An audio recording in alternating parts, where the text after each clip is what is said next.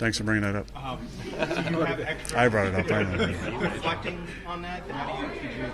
Is it a little different today than? I had forgotten about it actually until I got a text this morning early about it.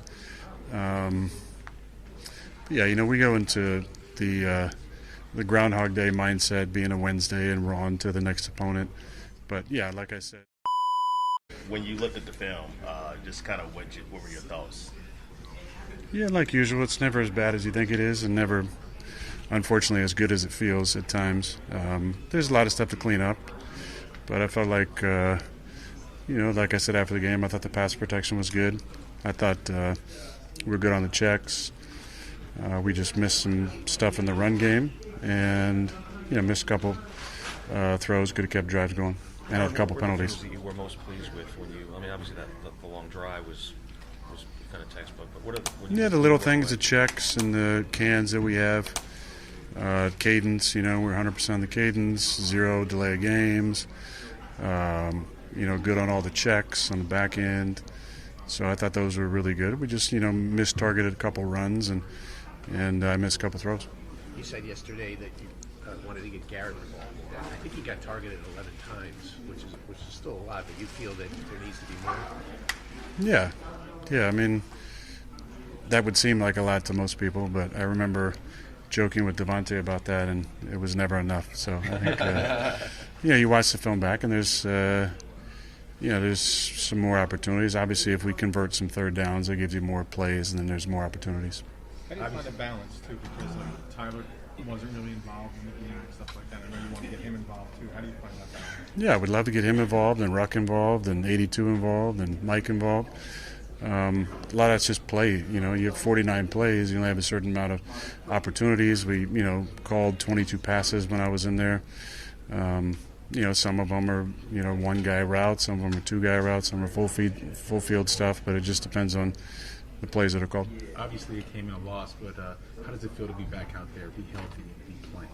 Yeah, it feels good. I mean, I feel like it's been a long year for me. A year ago today was the injury, so a lot of gratitude for what happened.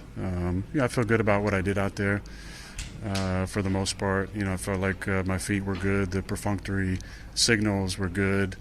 Subtle adjustments. There's some things I can clean up for sure, but it was good to get back out there and feel like I was in the flow at least.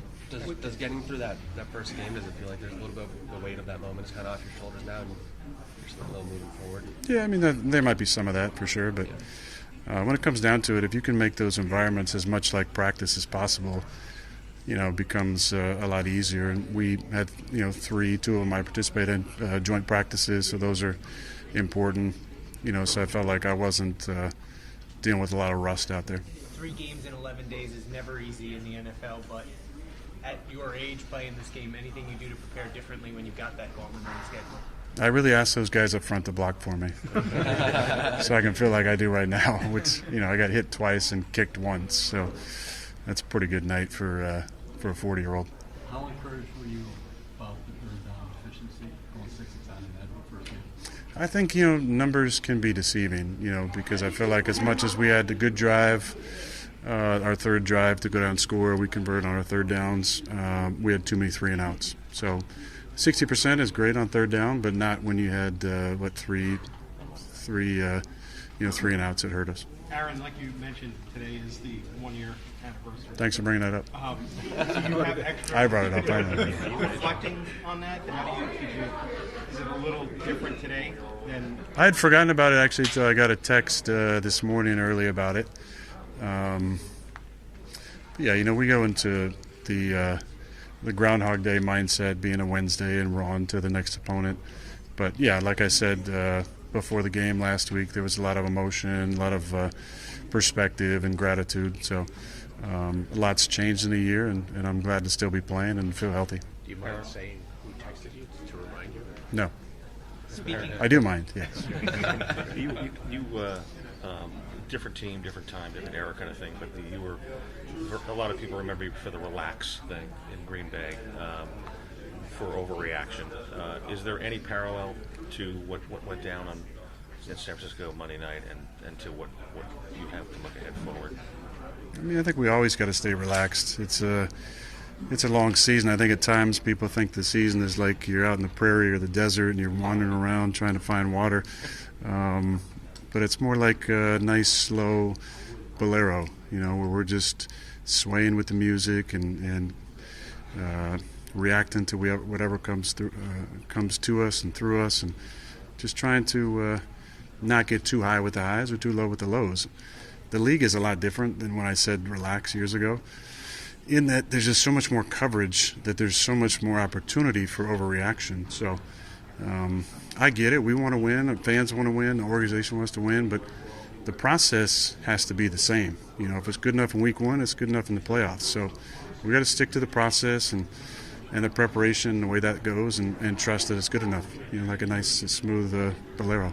Aaron, how frustrating is it to know the weapons that you have, to know the work you guys put in the preseason, and then not to be able to fully show it in the number of plays, the production on Monday Night Football? It's not super frustrating. I think the most important thing is for those guys to remember that it's a long season, and we're trying to get the ball, obviously, to everybody. To only have, 5 different guys catch passes is not kind of a typical game that I've played in, but we were on the sidelines for a lot of the game, and part of that's our fault. Third downs, not converting 3 and outs, not converting on first, second down. Defensively, we didn't get off the field as much as they would have liked, I'm sure. But in those situations, we got to help our defense out. If it takes 30 to win, we got to score 30. So it wasn't good enough on our part. Frustrating. I hope nobody's getting frustrated. It's 1 week. We want to get Mike involved, want to get X involved, we want to get our tight ends involved, and it's going to happen. It's just it's going to be week to week. From the standpoint of moving in the pocket, how did you feel about that on Monday night, and how do you think that will progress from here? I think it's going to get better. Just the more comfortable I am out there, the more game reps I have, it's just going to keep getting more confident to do those things. I've always played with the ability to extend plays. Now it's changed. The ability has been less about the opportunity to run for 400 yards in a season or high 300s, and more about extending plays to throw. But I did a lot of that in practice. I did some of that in the joint practices.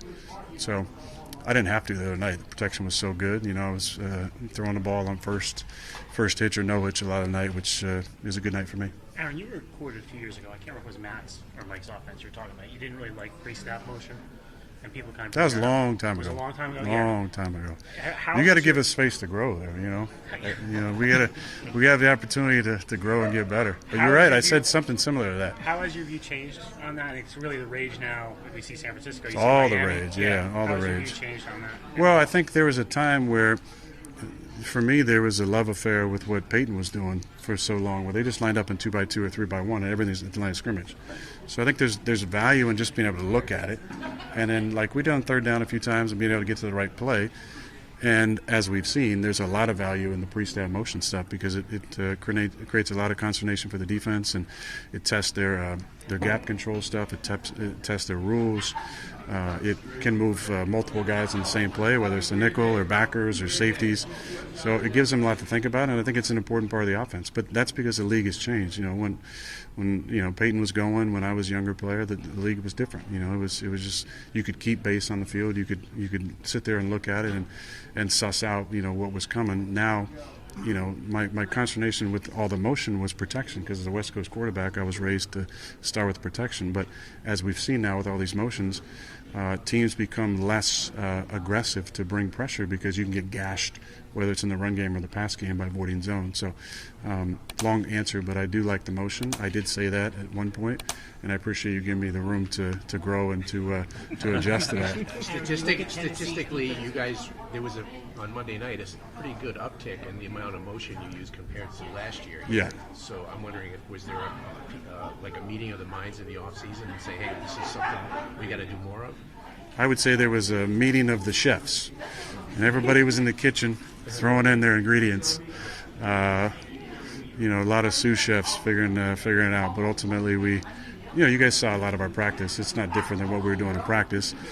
And again, there wasn't a lot of that shown, really, any of it in the preseason. But that's what teams do now. There's always going to be unscattered looks. There's going to be things we work on in practice that we don't even run until we get to the regular season. And now, once you get it on film, you add to it. You add adjustments to it. You have checks off of checks. You have things that look the exact same and plays off of those. and that's what the motion can do for you.